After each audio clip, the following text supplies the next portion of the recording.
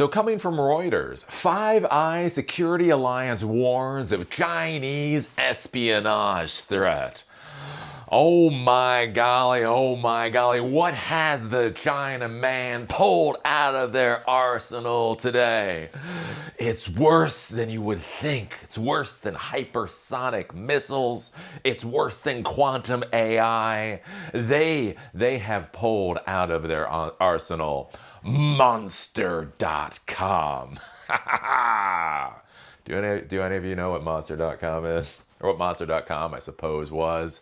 Anyways, that is the espionage threat we as Americans now have to worry about. So when you read this article, basically what is going on here is that you have assets in China that are putting out job postings on places like Upwork, like these gig sites, right? And then what they're doing is they get applications that come in, they look at people's resumes, and then they ask the people with possibly the best information to write reports about certain topics in the United States, military or economic sphere. So the idea being is they pose to these gig workers as some kind of intermediary between them and a company that needs information about the U.S. economy, right? They say our client wants to sell more wheat into the United States,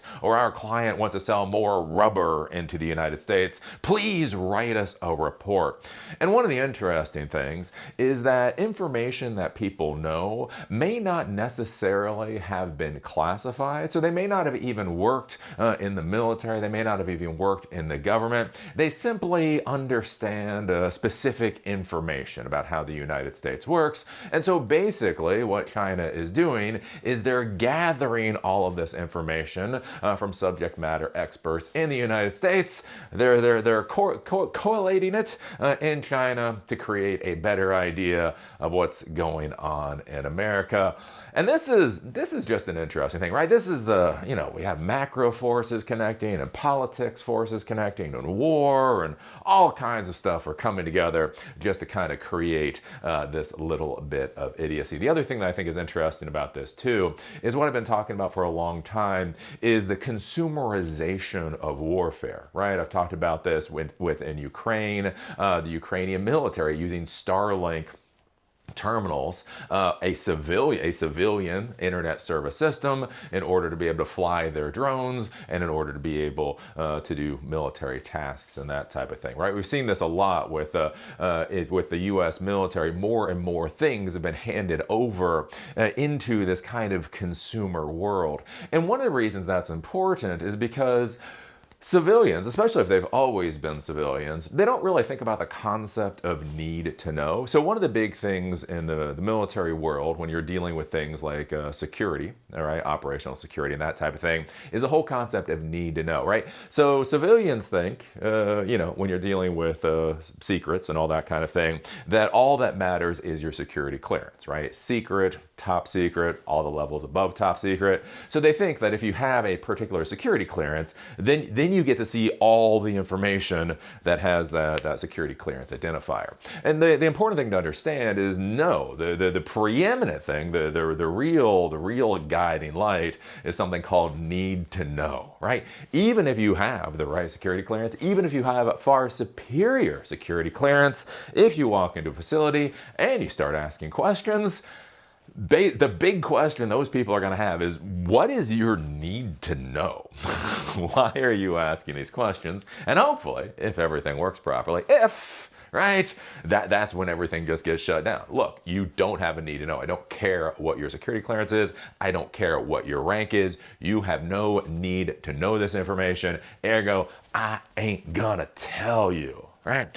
So one of the things you'll notice, I talk about my military service, right? I was in the Army, fucked up my wrist, got booted out, medically discharged way back when, and I started in the military doing electronics repair. So I talk about a lot of stories. There's a lot of stories that I talk about. And you'll notice that there's a lot of stories I don't.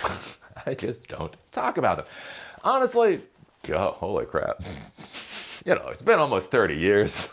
Most of the information should be pretty irrelevant at this point in time. But as we've talked about before, legacy has a nasty habit of sticking around way too long, right? And so one of the things that you'll notice about me is there's certain things I really don't talk about. I really don't talk about the unit that I was attached to. I really don't talk about a lot of some of the specific stuff, the equipment that I worked on and that type of deal, just because there's no need to know, right? If you want to understand how RF signals work, I can talk about that, right? I have no problem talking about that. If you want to talk about, civilians versus military in a quasi-military organization, I can talk about that. If you want to know, like, the specific equipment that I was working on, bugger off, right? There's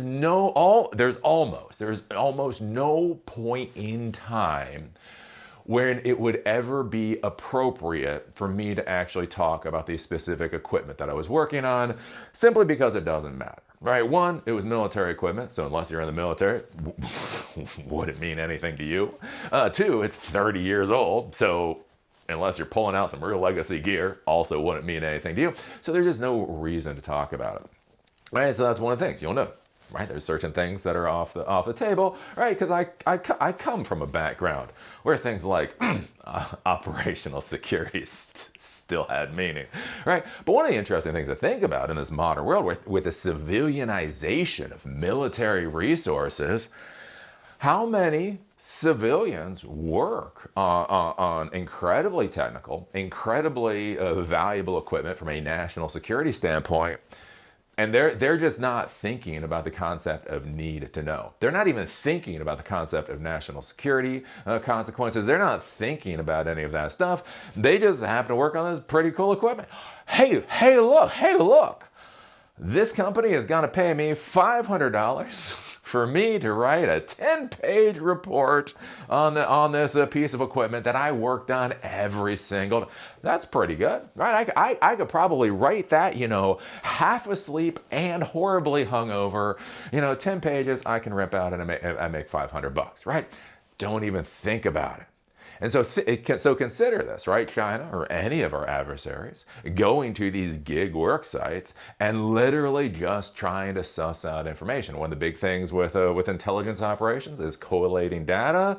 So you get a little bit of data here and a little bit of data here and a little bit of data here and a little bit of data here, and then you start marrying it. And one of the interesting things you can do with intelligence, which is kind of cool, right? So let's say you deal with somebody like me.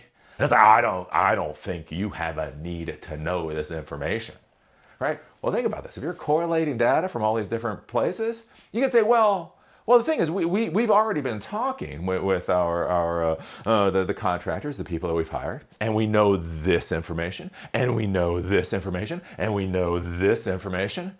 We're just trying to connect how this information pertains to this information, right? And so think about it. If I'm sitting there and I'm like, oh wow. So you already know this, and you already know this, and you already know this, especially if they pass LinkedIn, like little LinkedIn things like, look, this person here wrote this particular report for us. And so I go and I look and I see their credentials, and I'm like, oh, well, they have pretty good credentials, and they were willing to write up this report with this information. Well, okay, I get, look, it's an easy $500,000. Let me just fill in some blanks for you. And yeah, so that's what we are currently looking at now. First, Russia spent a couple $1 million doing misinformation on Facebook, and now China is spending a couple $1 million in order to try to get intelligence assets out of Monster.com. Welcome to 2026. Can I get off the ride yet? But this is one of the things, right? There are certain concepts I've been harping on for years. I've been harping on for so many years. And even in 2026, people still think I'm an idiot, right? I talked about this, right? Scott Abel, the CEO of Spiceworks. So Spiceworks, they do network monitoring software or whatever, but it was free, right? He wanted to do an ad-funded network monitoring software. Anyways, right? So you install this network monitoring software onto, most likely, a server. You normally install it, most likely, with a global admin account. So it has basically root level privileges, and it can see your entire network. So one of the things, back in 2012, I was paid to go to the Spiceworks offices, and one of the questions that I asked back then, I was like, what Dear Scott Abel, and there's a video there. It's like a 2.5-hour video. It's like, what are your counterintelligence capabilities? And he kind of like giggled and was like, oh, look at this YouTuber wanting to pretend to be a real technology professional. Right? That did not go well. Well, the funny thing is, what was it, last year? So there's this guy. I love this guy. I adore this guy, right? Anyways, we had the CEO of a $2 billion cybersecurity company, Kyle Hansloven. And you can watch when I ask this on his video too. And I'm like, yeah. So how would you know if one of your employees' parents were able to buy $1 million house for cash, a lake house for cash? And he was like, whoa, what do you mean? And to be clear, he was in the Air Force. He literally worked for the NSA, went from working for the NSA to spinning up a cybersecurity company that is now worth $2 billion. I'm like, well, how would you know if one of your employees' parents are able to buy for cash $1 million lake house? So yeah, we don't have any ability to understand that. And what I want you to be thinking about now, again, is counterintelligence capabilities. In 2012, people were laughing at me big CEOs were laughing at me when I asked about their counterintelligence capabilities. In 2025, cybersecurity CEO laughs at me when I ask about their counterintelligence capabilities. I'm just gonna put it on the table one more time for everybody. If you're a technology company, right? If you are dealing with anything that might be of value to an adversarial nation, you have to start thinking about your cybersecurity capabilities or your counterintelligence capabilities, right? Basic concepts like need to know, not simply non-disclosure agreements discussing with your employees why information should not be talked about in the normal world, right? Talk about how you hate your boss. Talk about how you love your secretary. Maybe a little bit too much. Who knows? There's a lot of stuff you can talk about in your experience with the corporate world. But there's certain things just never need to come out of your mouth. You never need to be talking about specific numbers. Again, you'll notice this too. I talk with a lot of business people, and so I get a lot of specific numbers. You will rarely hear me talk about specific numbers because it's irrelevant to the conversation. I can tell you a company is doing well or a company is doing poorly. You don't need the numbers. Nobody needs the numbers, right? Simple things like that.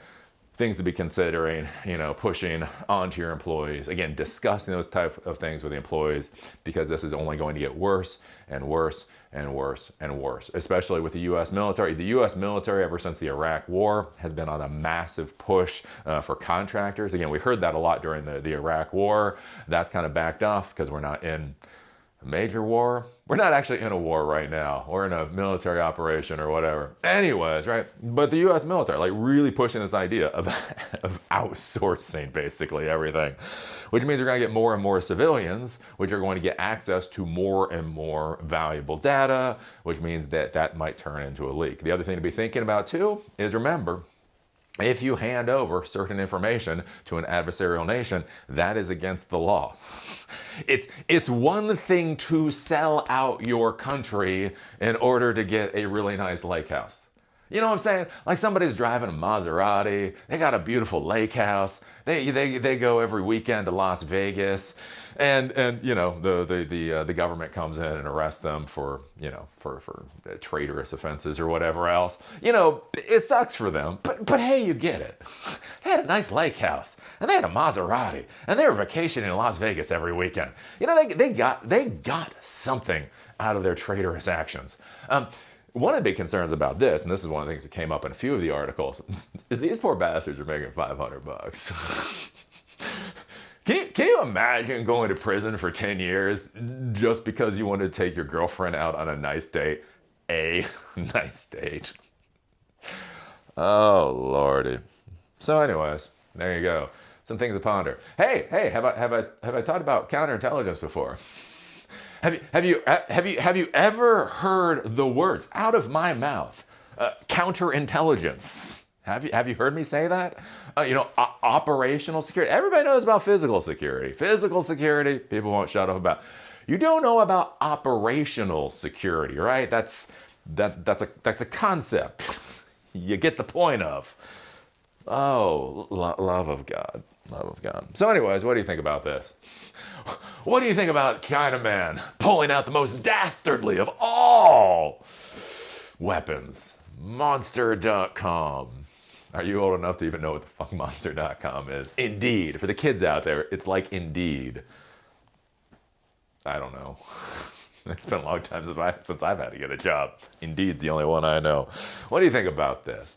Anyways, if you like these episodes and you want them on Spotify or on Apple Podcasts, there's a link in the doobly-doo. If you want to follow me on LinkedIn, there's a link down there too.